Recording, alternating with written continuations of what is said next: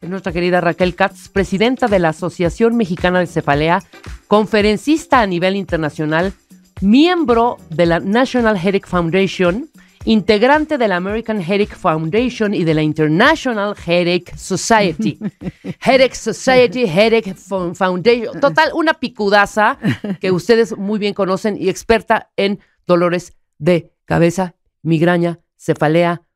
¿Qué otros nombres tiene?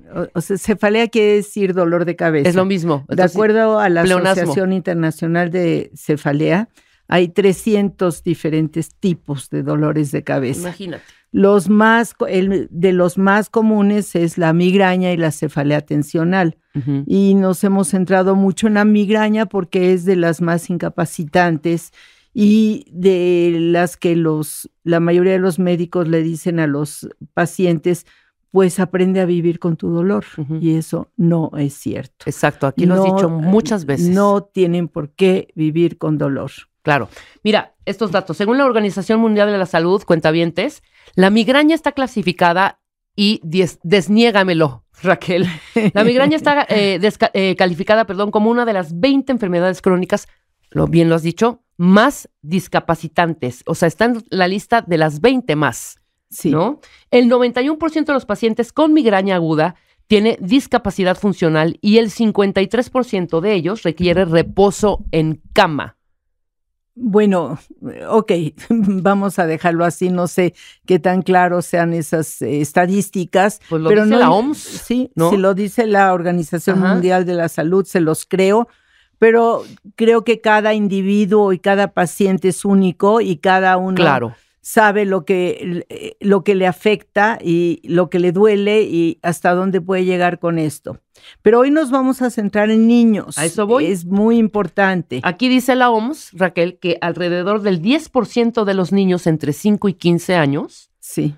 y hasta el 28% de los adolescentes padecen migraña, que es el tema que hoy nos compete este día. Así es. Voy a empezar contando una historia de mi familia. Venga. De una tía, que era la tía Maña, que es María, pero en polaco era Maña, que cuando era niña, ella nos contó, murió a los 99 años, nació a principios del siglo XX, sí. ¿ok? Y ella me contó que cuando ella era niña una vez le dolió la cabeza y le dijo a sus papás, me duele la cabeza. Y sus papás le dijeron, una niña no tiene dolores de cabeza. Y con eso le callaron la boca y dijo que ya nunca más lo dijo. Uh-huh. Eso no quiere decir que ya nunca más lo tuvo, ¿verdad? Claro. Simplemente nunca más lo dijo. Y creo que esta historia ayuda a lo que quiero hoy mandar como mensaje a los padres. Sí. Es muy importante que los padres escuchen a sus hijos y que escuchen cuando les dice me duele la cabeza. No es porque no quiero ir a la escuela, no es porque no quiero hacer mi tarea, no es porque quiero llamar la atención, me duele la cabeza. Claro. Y si tenemos a un familiar con migraña, bueno, pues créanle todavía más a este niño. No está imitando a mamá que le duele la cabeza, probablemente heredó ese dolor. La primera pregunta que me van a hacer es que, ¿desde qué edad? Ajá. ¿A qué edad pueden los niños empezar? Mi paciente más pequeña fue una gemelita que tenía 3 años con 4 meses. Chiquitita. Sí, eran 2 gemelitas. Uh-huh. Una de ellas tenía, seguramente la otra lo iba a presentar más adelante. Uh-huh. Y la mamá era mi paciente y un día me dijo, es que mi chiquita me dice que le duele su cabeza. Uh-huh. Yo creo que me está imitando. Le digo, yo creo que no. Tráemela. Y la trajo y la tratamos y salió adelante, ya no he vuelto a oír de ella, entonces me imagino que está bien. El dolor de cabeza generalmente no se presenta tan chiquitos, pero se presentan otros síntomas que nos van a decir, este niño más adelante va a tener migraña. Por ejemplo, los niños que se marean mucho en los coches. Okay. Que cada vez que se van a Cuernavaca, bueno, es vómito, es marear, es a ver qué hacen para mantener al niño en el coche. Generalmente va a ser un niño que ya sea de niño mayor o de adolescente o de adulto, va a tener migraña. Tenemos también otro síndrome, vamos a llamar síndrome, quiere decir conjunto de síntomas, que se da solo en los niños pequeños, que no es dolor de cabeza, pero que nos habla que más adelante va a haber. Y es un síndrome muy raro, pero que se da, y es muy característico, que se llama vómito cíclico. Okay. Y eso quiere decir que el niño, cierto día del mes, empieza a vomitar, hasta 2 o 3 días seguidos y para. Uh-huh. El vómito es tan frecuente que muchas veces los hospitalizan para hidratarlos. Claro. Y para solito y está todo el mes bien y el mes siguiente vuelve a empezar. Uh-huh. Y otra vez. Y al mes siguiente vuelve a empezar. Esto se llama vómito cíclico, como digo, es muy poco frecuente, pero si ustedes conocen de un niño que le esté pasando esto, probablemente es un precursor de la que vayan migraña. Contigo, por supuesto. Escríbanos, cuentavientes, es importante ahorita todas sus preguntas, sus dudas y compártanos todo, porque esto es importantísimo lo que está hablando Raquel en este momento, porque muchas veces las mamás pueden confundir, decir, está mal del estómago y le doy algo para el estómago, ¿no? Exactamente, y hablando del estómago, vamos a hablar de un tipo de migraña, de nuevo, muy poco frecuente, muy poco común, pero que se da exclusivamente en niños, y que es la migraña abdominal. ¿En qué consiste? Me duele la panza. Uh-huh. Me duele la panza y son dolores muy intensos que pueden durar de 15, 20 minutos hasta varias horas. ¿Y cómo diferenciarlo de una gastroenteritis, de una enfermedad de la panza realmente, de una infección intestinal, etcétera? Muy sencilla es la diferencia. La diferenciación es porque no hay ningún otro síntoma. No hay diarrea, no hay vómito, no hay mal estado general, no hay nada más que dolor. Uh-huh. Y el momento que el dolor se quita, el niño está perfectamente bien, como si no hubiera tenido nada. Uh-huh. Los papás hasta dudan. ¿Será cierto que tuvo este dolor? Pero míralo, ya está comiendo, ya está jugando. Claro. Como, yo creo que quiso llamar la atención. No quiso llamar la atención. Ese niño tiene migraña abdominal. Lamentablemente, la mayoría de los pediatras no lo conoce. Ajá. Y les empiezan a hacer estudios para ver si tienen bichos, para ver si tienen infecciones, para ver. Tengo un paciente ya de hace algunos años, un niño de 9 años que lo operaron de apendicitis, pensando que era una apendicitis y no era. No me digas eso. Sí, lo operaron pensando que era una apendicitis y lo que era una migraña abdominal. Entonces, lamentablemente la migraña no se puede hacer un diagnóstico con ningún instrumento. Es decir, no hay pruebas de laboratorio que nos digan esto es migraña. No hay resonancia magnética, no hay tomografía, no hay rayos X, no hay ningún elemento de medicina, de gabinete o de laboratorio que nos pueda dar el diagnóstico. Uh-huh. El diagnóstico se hace exclusivamente de forma clínica.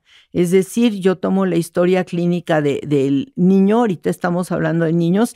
Sí. Si mamá tiene migraña, el niño tiene un 50% de probabilidades de tener. Es genético. Totalmente. Wow. Si mamá y papá tienen migraña, 75% de probabilidades de haberlo heredado. Entonces, lo primero que tengo que preguntar cuando yo veo a un niño que está teniendo estos dolores de panza continuos, y te voy a contar otra historia personal. Cuando yo era niña, yo me acuerdo que mi hermana, tengo una hermana que se llama Sara, lloraba en las noches y decía, me duele mi panza. Y mis papás la llevaron a pediatras y a gastroenterólogos y a no sé cuántos doctores y nunca encontraron qué tenía. Cuando yo estoy estudiando cefaleas y estoy en un congreso y es la primera vez que escucho sobre migraña abdominal, digo, eso tenía tu hermana, claro. Eso tenía mi hermana. Le hablo por teléfono y le digo, Sara, lo que tú tenías era migraña abdominal. Y hoy de adulta tiene migraña, sufre de migrañas, pero de niña sufrió de migraña abdominal y nadie le hizo el diagnóstico nunca. Además, no sabían qué tenía. Que has hablado aquí también infinidad de veces que no necesariamente una migraña, ahorita que hablamos esta de la migraña abdominal, que para mí es nuevo el tema, yo no sabía tampoco hasta ahorita que has venido tú a darnos luz y darnos paz, pero la migraña tampoco se manifiesta en algunas ocasiones con dolor de cabeza. Generalmente sí. Pero algunas veces menos la migraña abdominal. Ajá. Las rarísimas veces que no sería en migraña con aura, donde hay aura sin dolor. Claro. Entonces tienes aura, pero no tienes dolor de cabeza. Pero en general, y regresando a los niños, el dolor de cabeza en los niños es un poquito diferente que en los adultos. Eso te iba a preguntar. En los adultos, generalmente el 60% es la mitad de la cabeza. Uh-huh. En los niños, en el 90% es toda la cabeza. Te enseñan la frente, uh-huh. Te enseñan la parte de arriba o atrás de los ojos. Es raro, es una cantidad mucho menor el que es la mitad de la cabeza. En los niños viene acompañado por 2, 3 síntomas muy comunes que son náusea, vómito. Uh-huh. Los niños es muy común que vomiten cuando tienen una migraña intensa y eso les quita el dolor, les ayuda con el dolor después del vómito. También que les moleste mucho la luz y el ruido. Uh-huh. Hay naturalmente tratamientos para los niños y una de las preguntas que te van a hacer los cuentavientes es ¿cuándo debo de llevar a mi hijo al doctor? Uh-huh. Si yo le doy un Tempra o un Motrin y se le quita, ¿aún así debo llevarlo al doctor? Mi respuesta es cuando tu niño cuando el dolor empiece a interferir en el colegio de los niños en sus actividades, o en su actividad social, que uh-huh. No voy a esta fiesta porque me duele la cabeza, claro. No voy a la escuela o me hablan, ya está en la escuela y me hablan para que pase a recogerlo porque tiene dolor de cabeza, es el momento de llevarlo al médico. Uh-huh. Aunque no tenga muchos dolores de cabeza, porque lo que el médico les va a enseñar es a manejarlo, qué hacer en el momento del dolor, uh-huh. Qué evitar hacer. Y vamos a hablar un poquito de qué podemos hacer para ayudar a los niños que ya sabemos que tienen migraña. Sí. Y para disminuir esas migrañas. Primero vamos a dividir la migraña crónica y la migraña episódica, de acuerdo a la Sociedad Internacional de Cefalea. Una persona que tiene menos de 15 dolores al mes es una migraña episódica. Y uno que tiene más de 15 días al mes de dolor es una migraña crónica. Ajá. Independientemente de cuál de las dos sea. Va a haber muchas cosas que los niños van a poder hacer y esto también va para los adultos, pero en los niños tiene mucho mayor efecto. Ajá. Número 1, mantenerse hidratado. A los niños se les olvida tomar agua. Sí. Entonces, los niños deben de mantenerse hidratados, sobre todo antes de los deportes. Uh-huh. Los niños, fútbol, básquetbol, lo que sea que hagan de deporte, antes de iniciar el partido, antes de iniciar la hora hidratados. De deporte, hidratarse y no con agua simple. Si es con agua, recomiendo, y perdón que digo la marca, el agua Santa María o Peñafiel, que tiene minerales, uh-huh. Porque las demás agua no tienen nada. Entonces la Santa María y la Peñafiel tienen minerales. El Gatorade tiene minerales, pero tiene muchísima azúcar, sí. Entonces lo pueden diluir con agua, estaría bien. Jugo de naranja, tiene bastante potasio, uh-huh. Es muy bueno también, pero tomar un vaso grande de líquido antes de empezar el deporte. El deporte es disparador. Ves que hemos platicado en anteriores programas los disparadores en personas adultas, ¿no? Que si tomo café, se me dispara. Si comí un chocolate, se me dispara. Vino tinto, se me dispara. Había gente que nos compartía, esa vez que platicaste, que hablamos largo y tendido de la migraña, que había gente que hasta las pastillas de menta o cualquier cosa que tuviera menta o hierbabuena se los disparaba. En los niños, ¿cuáles son estos Los disparadores son muy individuales, aunque hay algunos disparadores bastante comunes. Ajá. El chocolate es un disparador muy común. Tenía yo un pacientito de 6 años con dolor diario. Y al preguntar qué desayuna, me dijo la mamá, un Chocomilk. Ajá. Uy, ahí está. Paramos el Chocomilk y pararon los dolores de cabeza, como magia. Y ahorita tengo un paciente de 80 años con el mismito problema. Al preguntarle qué desayuna, me dijo mi leche con chocolate. Le paré su leche con chocolate. Y ahorita perfecto. Y ha disminuido muchísimo los dolores. Ahora, eso no quiere decir que a todos les afecte. Tenemos que hacer ensayo-error. A ver, si yo paro el chocolate, ¿ayuda? Si no ayuda, entonces puedes seguir con él. En los niños es muy, muy importante, además de hidratarse, las comidas. Okay. Nunca salir de la casa a la escuela sin desayunar. Perfecto. Prohibidísimo, aunque sea poquito. Algo de carbohidratos con proteína para que le mantenga durante un buen rato. Nunca dejar de comer en el recreo. Siempre tienen que comer algo. Y cuando llegan a la escuela, inmediatamente comer. Tengo una paciente de mis primeras de hace ya más de 20 años que todos sus dolores eran llegando a la casa de la escuela. Y le pregunté, ¿y qué haces llegando a la casa? Me dice, ya me están esperando mis amiguitas de la cuadra y nos vamos a jugar. Le digo, ¿después de comer o antes de comer? Dice, no, luego como. No, bueno. Entonces, ahí está exactamente. Lo que ocurre con la comida es que la glucosa se baja. Al bajarse el nivel de glucosa en sangre, empieza una cascada de muchas sustancias que se llaman catecolaminas que empiezan a dispararse y eso nos va a llevar a una crisis de migraña. Entonces, muy importante, los niños tienen que comer llegando a la escuela, tienen que cenar, o sea, tienen que hacer todas sus comidas y comidas intermedias, el lunch del recreo y a media tarde comer algo. Claro. 5 comidas al día, no dejar más de 3 horas sin nada de comer. Han llegado muchas preguntas y sobre todo en esta parte que hablaste muy puntual de la genética. La mayoría de las mamás que nos están escribiendo dicen, mi hijo o mi hija frecuentemente tiene dolor de cabeza, yo padezco de migraña, ¿no? Sí. Entonces, la relación...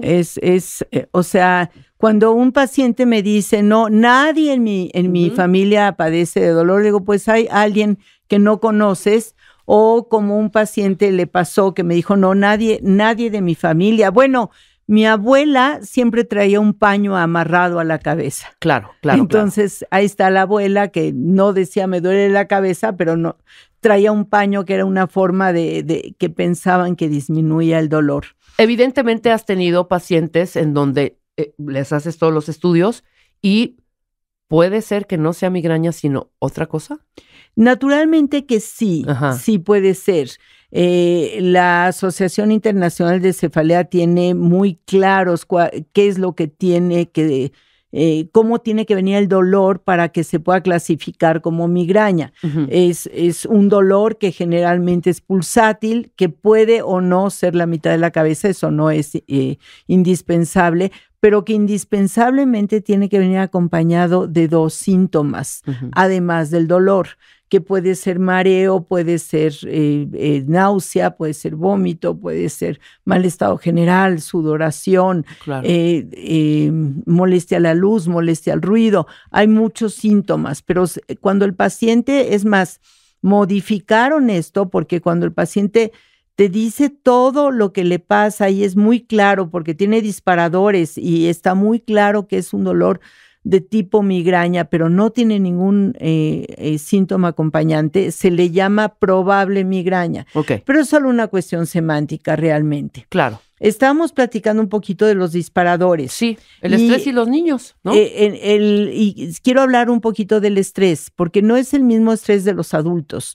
No es me estoy preocupando porque tengo que hacer, no. En los niños el estrés puede ser un estrés positivo, o sea, mañana tengo la fiesta de mi mejor amigo y me invitó a la pijamada y estoy absolutamente feliz de que voy a ir, igual a migraña. ¿Ok? Ajá. Entonces, tengo un pacientito ahorita que es así, que se emociona muchísimo de las cosas y le vienen las crisis. Ajá. Entonces, lo que tratamos es de tranquilizarlo antes, de platicar con él antes, de tratar de que ese excitement, esa emoción, le bajemos un poquito y de darle medicamento preventivo, definitivamente, claro, porque no tiene control sobre sus emociones y los niños menos que todavía que los adultos. Totalmente. Entonces, el estrés, como digo, puede ser un estrés positivo, o sea, es una emoción de que ya viene mi mamá y me va a traer regalos, estoy invitada a una fiesta o me van a dar un premio, o sea, cualquier cosa de estas. También puede ser el estrés de los exámenes, que sí. Tenemos mucho ahí, y también tenemos que manejarlo a veces con medicamentos. No les doy tranquilizantes, no les doy nada de eso, sino simplemente profilácticos para migraña, medicamentos que van a tratar de evitar que tengan una crisis de migraña. Porque realmente debería ser ilegal hacer un examen a un niño, a un adolescente o a un adulto, una entrevista de trabajo cuando están en una crisis de migraña, porque el cerebro no funciona igual. Claro. El cerebro está ocupado en su crisis y no puede pensar, no puede hacer juicios, no puede tomar decisiones, es incapacitante y no pueden hacer las cosas como deberían de hacerlas. Claro. Hay varias preguntas aquí, vamos a leer algunas. Adelante. Mira, por ejemplo, Raquel, mi niño de 9 años se queja muy seguido de dolor de estómago y de dolor de cabeza. A veces vomita, pero se le quita, como evidentemente tú dices, sí. ¿Cómo puedo asegurarme que es migraña? No, vuelvo a repetir, no hay ningún estudio ni definitivo ni no definitivo, no hay ningún estudio de laboratorio ni de gabinete que nos puede dar el diagnóstico. Es un diagnóstico clínico, él tiene que llevarlo al médico para que le haga las preguntas pertinentes, para que hable con el niño, para que vean de qué se trata. Si el niño tiene seguido dolores de cabeza que le están impidiendo tener una función normal en la escuela o en su sociedad, definitivamente tiene que ir con un médico. Ok, perfecto. Mi hija empezó a los 10 años con zumbido de oído y mareos. Le realizaron estudios y resultó que es migraña. La heredó de mi esposo padece migrañas. Seguramente sí, seguramente sí. Ya sea de la mamá, del papá, pues a veces ni siquiera los papás tienen, sino es el abuelo, la abuela, la tía abuela, o sea, es un gen que puede ser recesivo y solamente se presenta en los niños cuando se presenta. Raquel, mi hija cada vez que salimos, me imagino que salen fuera, es un vomitar y unos mareos impresionantes. ¿Es migraña? Solo cuando salen. Cuando salen. Es decir, cuando se decir, avión o. Sí, cuando salen, cuando se suben a un coche. A un coche, bien, ok. Lo platiqué. Eso puede ser un predecesor de la migraña. Hablamos un poquito de las edades. Dijimos que 3.5 es la edad más pequeña que yo he tenido paciente, pero la edad más frecuente que ya presentan los niños migraña, que es diferente en niños y niñas. En niñas es generalmente cuando ya viene su menstruación, a los 10, 11 años, empiezan a haber cambios hormonales y eso dispara la migraña. Mira, en los niños es más chiquitos, 8, 9 años. Y si no empieza en esas edades, entonces empieza como adultos jóvenes, entre los 20 y los 30 años. Es lo más común. Mira, efectivamente, lo que estás hablando, ¿la migraña se puede deber a alteraciones hormonales? ¿Qué estudio podemos hacer a nuestros hijos?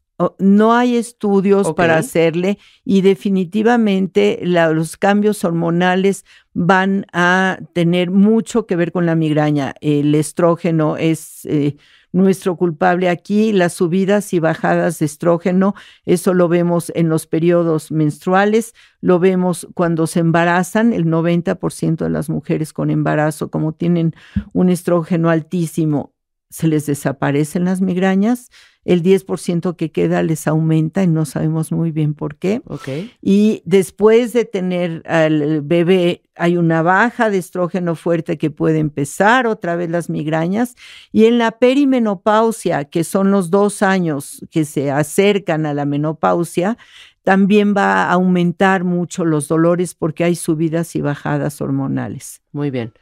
Raquel, yo no sé si tengo migraña, pero me duele la cabeza súper seguido. Y como que psicológicamente cuando me tomo una aspirina o algún bioelectro se le quita de inmediato. Pero las padece todos los días, ¿eh? Si es dolor diario, Ajá. Tiene que hacer algo al respecto. Claro. Nadie debe tener dolor todos los días. Y el bioelectro ya lo hemos hablado infinidad de veces aquí con Marta, que cuando es bioelectro y es cafeína, lo que va a hacer es que va a instalar el dolor y va a hacer que todos los días tenga dolor. Ok. Entonces no a revisarte, querida, porque pues así, a distancia, está muy cañón. Hay que ver por qué tienes muy seguido dolores de cabeza.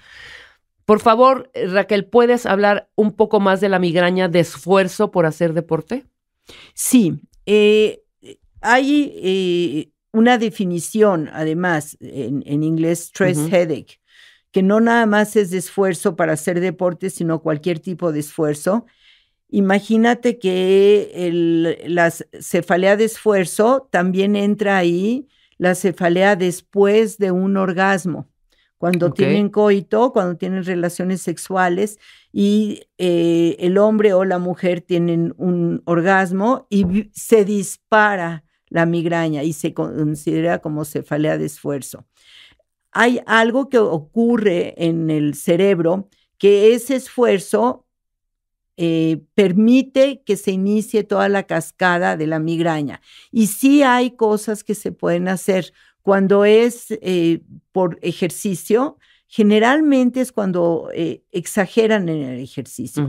Cuando no es un ejercicio, alguien que hace ejercicio todos los días, no le sucede eso, sino que abusa del ejercicio, hace más ejercicio. Entonces, una cosa súper importante es hidratarse antes de hacer ejercicio. Claro. De nuevo, la deshidratación es el sine qua non, o sea, siempre va a ocurrir cuando no tenemos suficiente líquido, va a haber dolor de cabeza. Y la segunda cosa, hay antiinflamatorios que se pueden tomar antes de hacer ejercicio para que no ocurra esto. Perfecto. Hablaste al principio en el primer bloque sobre estas medidas de prevención, ¿no? Sí. Alimentarse. Me faltó una que es bien importante. El sol. El sol. Los niños están expuestos mucho al sol, ya sea en la escuela, cuando tienen el saludo a la bandera, no sé si todavía se acostumbra Todavía, Okay. Y la escolta, y todavía los castigan dando vueltas al patio. Y están bajo un sol intenso. Si el niño sufre de migraña, tienen que pedirle al maestro, al director, que él no debe estar expuesto por periodos prolongados al sol. Si va a hacer deporte bajo el sol, entonces lo que tiene que hacer es mojarse la cabeza con agua fría antes de iniciar el deporte, tomar una gorra y mojarla también y ponérsela en la cabeza. ¿Cuál es la razón de esto? Lo que queremos evitar es que la cabeza se caliente. Cuando la cabeza se caliente, empieza a haber una vasodilatación de las arterias que nos va a llevar a toda la cascada de dolores de cabeza. Entonces, mientras la cabeza esté a una temperatura fría o normal y no se caliente, no le va a pasar nada. Pero por favor, maestros que me escuchan, si tienen niños que padecen migraña, no los dejen en el patio parados bajo el sol. Muy bien. Ahora, además de estas cosas que nos estás diciendo para prevenir, ¿hay algún medicamento que controle, que prevenga, además del antiinflamatorio, no? No, naturalmente que hay medicamentos que le llamamos profilácticos, que se toman todos los días para disminuir la frecuencia. Cuando tenemos pacientes niños que llegan al consultorio y que les duele la cabeza 2, 3, 4 veces a la semana. Hay medicamentos para disminuir esta frecuencia, pero se tienen que hacer bajo supervisión médica, no se pueden tomar nada más así.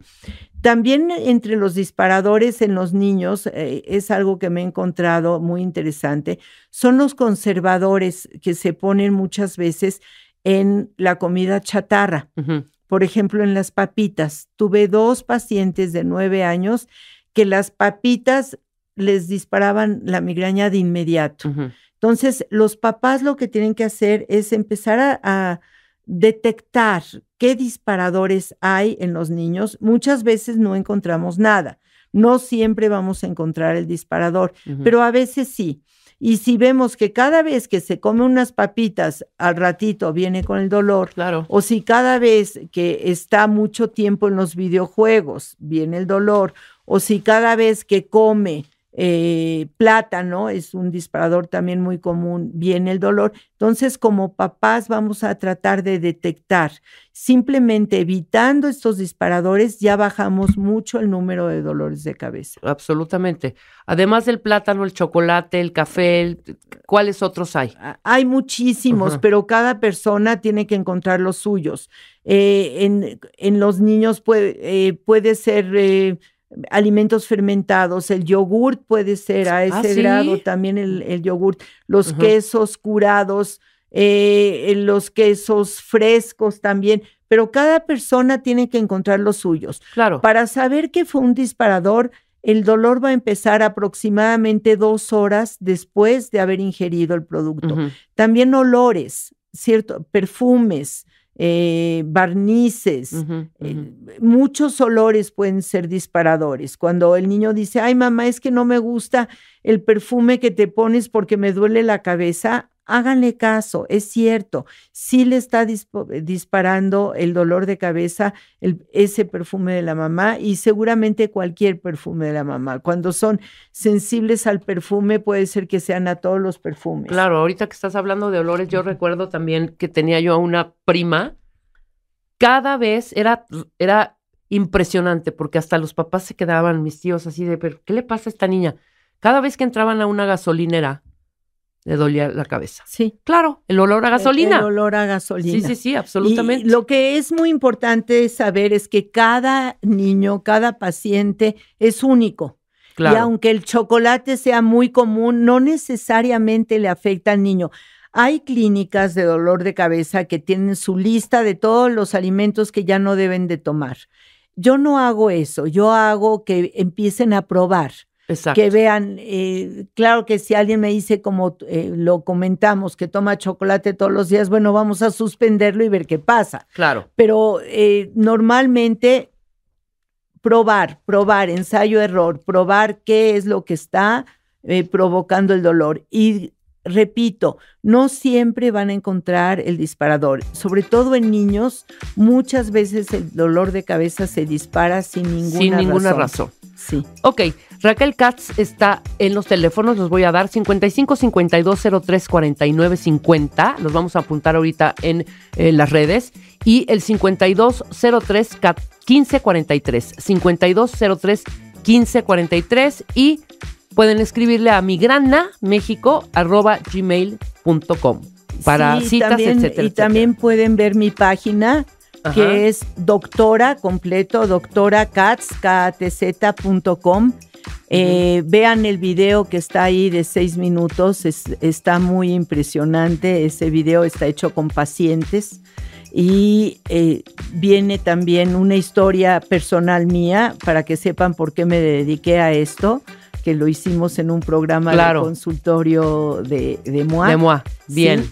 Y también vienen los datos del consultorio y la forma de comunicarse con el consultorio. Te agradezco muchísimo, Raquel.